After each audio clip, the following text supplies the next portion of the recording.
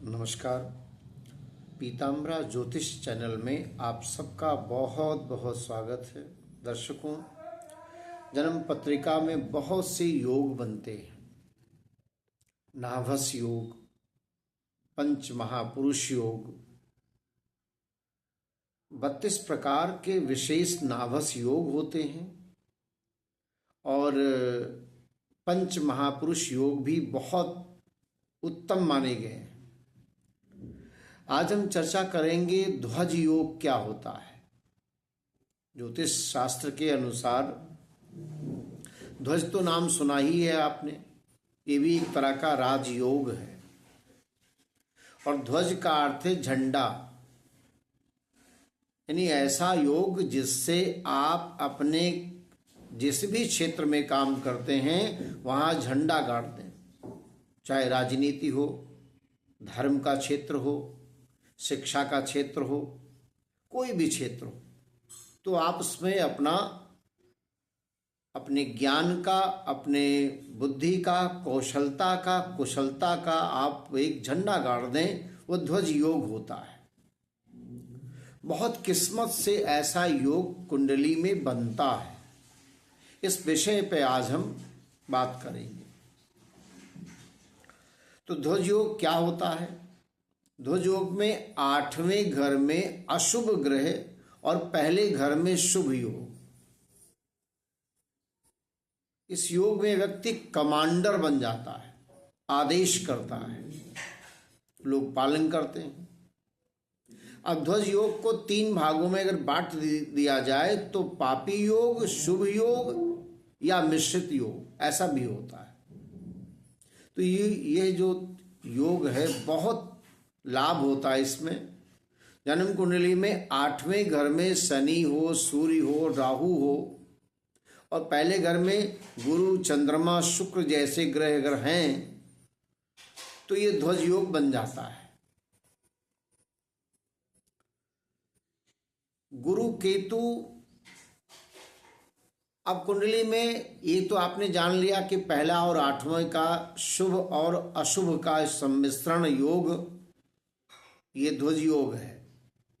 इसके अलावा भी एक योग बनता है गुरु और केतु का। कुंडली में गुरु केतु जब एक साथ में रहते हैं तो ध्वज योग कहा जाता है। और तो ऐसा जब होता है, गुरु जो धर्म का, अध्यात्म का ग्रह है और केतु अगर साथ में रहता है तो आध्यात्मिक और रहस्यमयी बदलाव लाता है, भौतिक संसार से दूर कर देता है और आत्मा की ओर ध्यान केंद्रित करने में बड़ी सहायता मिलती है। अब गुरु केतु है क्या? आप जानते हैं कि सभी ग्रहों में देवगुरु बृहस्पति बहुत शुभ ग्रह है। कुंडली में 2 और 5वें, 9वें, 11वें, 12वें भाव का कारक माना जाता है। धन, संपदा, समृद्धि, ज्ञान, शिक्षा, संतान पक्ष हो, धर्म, धार्मिकता, रीति रिवाज, जप तप, श्रद्धा, उच्च शिक्षा हो, दान देना, दानशीलता का भाव, दार्शनिकता का भाव, ये सब कारक गुरु बृहस्पति हैं। तो बृहस्पति जीवन में नैतिकता, संतोष, अध्यात्म, परोपकारिता, इंसानियत, दया भावना के भी कारक माने गए हैं। काल पुरुष के जन्मांक में जो मेष लग्न का होता है तो बृहस्पति 9वें और 12 भाव के स्वामी बन जाते हैं। देवगुरु बृहस्पति गृहस्थ जीवन के भी कारक हैं, स्त्रियों के लिए पति के भी कारक हैं। कुंडली में कैसा भी दुर्योग हो, कैसा भी, और बृहस्पति की 5वीं 9वीं दृष्टि अगर आती है तो अशुभता कम हो जाता है, सौभाग्य बढ़ जाता है। सौभाग्य के कारक भी बृहस्पति ही माने जाते, तभी तो कहा जाता है कि गुरुवार का व्रत रहो।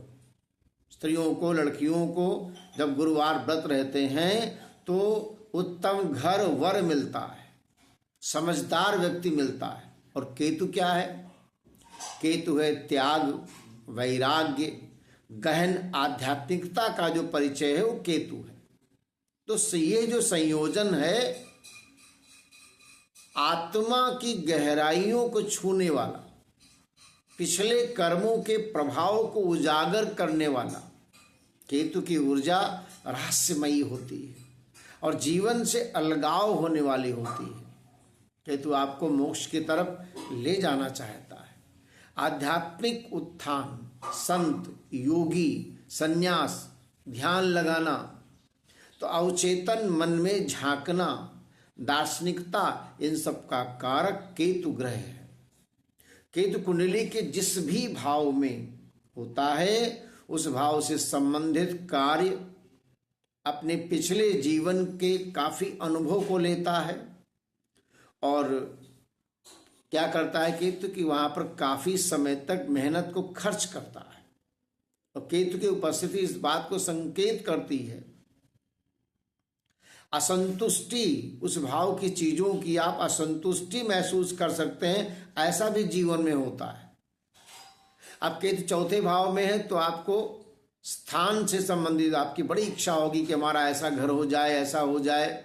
अगर अशुभ है तो घर नहीं हो पाता। तो केतु बिना सिर का शरीर है, मूर्खता का कारक भी है, वो सोच नहीं सकता है। केतु ग्रह जीवन को कैसे देखे जब उसका सिर ही नहीं है। जैसे दूसरे ग्रह देखते हैं वैसे केतु नहीं देखता। तो केतु जहां बैठता है उस घर के स्वामी के दृष्टि से देखता है, या केतु के साथ जो होता है उसकी दृष्टि से केतु देखता है। तो बृहस्पति और केतु की कुंडली में दोनों के बीच में अगर 5 डिग्री से कम अंतर है तो इस युति का फल अधिकतम होगा। और दोनों के अंशों में यदि 0 डिग्री से 10 डिग्री तक अंतर है तो फल तब अच्छा होगा। जितना ज्यादा अंतर बढ़ता जाएगा उतना फल कम होगा। गुरु केतु का जो सकारात्मक फल है तो संकेत देता है कि जीवन में ज्ञान, अध्यात्म, परोपकारिता, नैतिकता, सेवा, भगवान या आत्मा, इनको समझने पर काफी मेहनत करना पड़ता है। और केतु ग्रह बृहस्पति की राशि जैसे धनु, मीन में बहुत अच्छा फल देता है।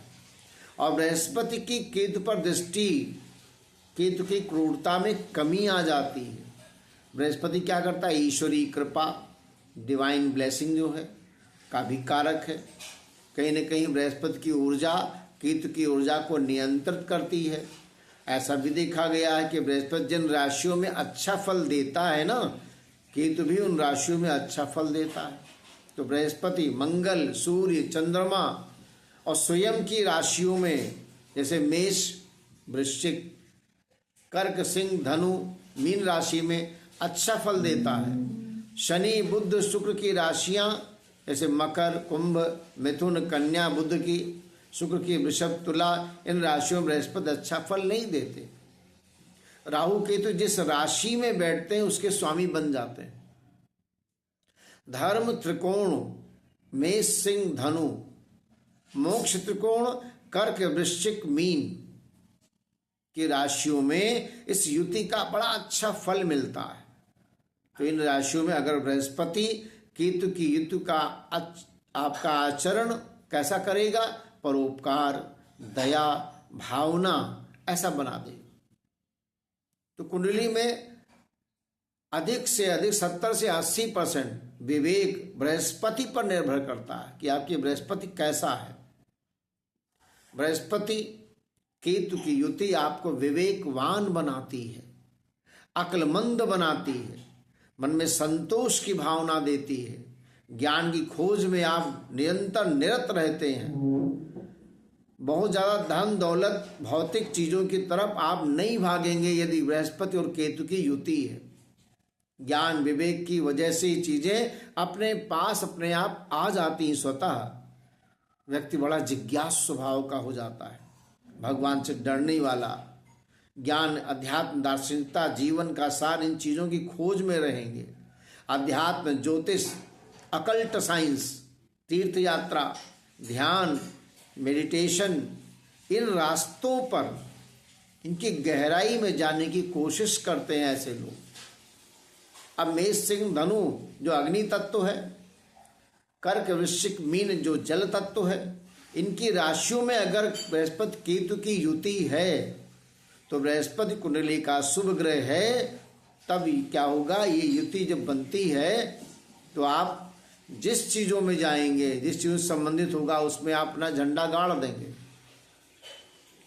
गुरु की महादशा में केतु का अंतर हो या केतु की महादशा में गुरु का अंतर हो तो विशेष तरह की सफलता ऐसे लोग प्राप्त करते हैं। आपकी वहाँ ध्वजा लहराती है। गुरु केतु की युति ध्वजा योग कहलाती है। जैसे मेष लग्न में बृहस्पति नवम भाव के स्वामी है और कर्क लग्न में भी बृहस्पति नवम भाव के स्वामी है, तो सिंह लग्न में बृहस्पति पंचम भाव के स्वामी है और बृहस्पति लग्न में बृहस्पति दूसरे और पांचवें भाव के स्वामी है। धनु और मीन लग्न के स्वयं बृहस्पति स्वामी माने जाते हैं।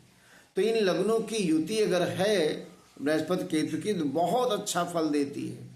कुंडली में अगर गुरु केंद्र में है या त्रिकोण भाव का स्वामी है तो केतु केंद्र त्रिकोण स्वामियों के साथ में राजयोग बन जाता है। और ये युति आपको अध्यात्म, ज्ञान के क्षेत्र में, रिसर्च के क्षेत्र में, अध्यापन क्षेत्र में, बैंकिंग क्षेत्र में, ज्योतिष के क्षेत्र में, मेडिटेशन में और मेडिकल के प्रोफेशन में, काउंसलिंग में, कंसल्टिंग में, आध्यात्मिक गुरु में, रिलीजियस ट्रस्ट में, सोशल सर्विस में, इन क्षेत्रों में बहुत अच्छा परिणाम देती है। कुंडली में चंद्रमा भी अगर अच्छा है तो आपको इंट्यूटिव पावर मिल जाता है, पूर्वाभास करने की शक्ति मिल जाती है और बहुत सी घटनाओं का एहसास पहले से होने लगता है। अगर चतुर्थ भाव, पंचम भाव, अष्टम भाव, द्वादश भाव या जल तत्व में युति है तो गुरु शुभ भाव के स्वामी है, तो बचपन से ही असाधारण हुनर वाले आप हो जाते हैं। आपके पिछले जीवन के अनुभव का इस जीवन के बचपन में दिखने लगता है। केतु गुरु का नकारात्मक फल क्या है? खराब भाव में है तो बृहस्पति विशेषकर कुंडली में पापी है, फंक्शनल मेलेफिक है, तब ये युति अशुभ प्रभाव देती है। बृहस्पति अगर सौभाग्य, संस्कार, विवेक, विस्तार, विकास है तो केतु अलगाव है। ये युति आपकी इच्छाएं खत्म कर सकती है अगर ये अशुभ भाव में है। आपके अंदर पहचान बनाने की इच्छा को खत्म कर सकती है। बृहस्पति अहंकार का कारक भी है, तो बृहस्पति अगर कमजोर है तो जीवन में नैतिकता गायब हो जाती है, शॉर्टकट अपनाने की प्रवृत्ति बढ़ती है, अति महत्वाकांक्षा के चलते गलत दिशा में आप जा सकते हैं। तो जीवन में गुरु का, पिता का मार्गदर्शन मिले, आप उसकी आलोचना करने लगते हैं। आप ज्ञानी तब भी हो सकते हैं लेकिन तब आप धर्म के नाम पर लूट मचा सकते हैं, लोगों के साथ दुर्व्यवहार कर सकते हैं, मंत्र, तंत्र मंत्र, अनाप शनाप साधना में शामिल हो सकते हैं। आपके जीवन में संतोष, विवेक का अभाव हो जाता है। अगर ये युति अच्छी राशियों में, अच्छे भाव में बृहस्पति अगर कुंडली के शुभ भाव का स्वामी हो तो ध्वजा योग कहलाती है, और अगर अशुभ है तो पतन की तरफ ले जाती है। और तो इसका अर्थ क्या हुआ कि गहरे आध्यात्मिक प्रभाव, मानसिक प्रभाव डालती है, भौतिकता से दूर व्यक्ति को आत्मा की खोज, मोक्ष की ओर प्रेरणा देती है, ऐसा होता है। तो गुरु केतु की युति कुंडली में अगर खराब फल दे रही है तो क्या करना चाहिए? एकादशी के दिन व्रत रहें, मंदिर में केले के पौधे का दान करें, केले के पौधे के नीचे दीपक जलाएं। अगर आपके कुंडली में तीसरे, छठे 8वें 12वें में गुरु केतु की युति अशुभ फल दे रही है, तब ये उपाय करें। एकादशी व्रत रहें, केले का दान करें, केले की जड़ पर हल्दी मिश्रित जल डालें, धार्मिक पुस्तकों का दान करें और सामर्थ्य के अनुसार आपको असहाय समाज में पिछड़े लोगों की मदद करें। अगर मंगलवार को आपको जय श्री राम लिख दें, मंगलवार के दिन हनुमान चालीसा पढ़ें, सुंदर कांड पढ़ें और एक ट्रायंगल त्रिकोण हनुमान जी का या राम जी का झंडा आप दान कर दें। तो इस तरह से करने पर आपके जो गुरु केतु की नकारात्मक शक्तियां हैं वो भी सकारात्मक बनने लगती हैं। आप इसको और बेहतर कैसे कर सकते हैं? प्रतिदिन प्रातः काल उठकर प्रातः सुबह स्नान 6 बजे के पहले कर हल्दी डाल कर स्नान करें और जरा सा गर्म जल में हल्दी को पी लें पानी में। ऐसा करने पर गुरु केतु की युति आपके लिए बड़ी कल्याणकारी वरदान की जैसी बन जाती है। तो आप इस हमारे वीडियो को सुने, लाइक करें, सब्सक्राइब करें और यदि कोई आपका प्रश्न है तो आप पूछ सकते हैं। जय सिया राम।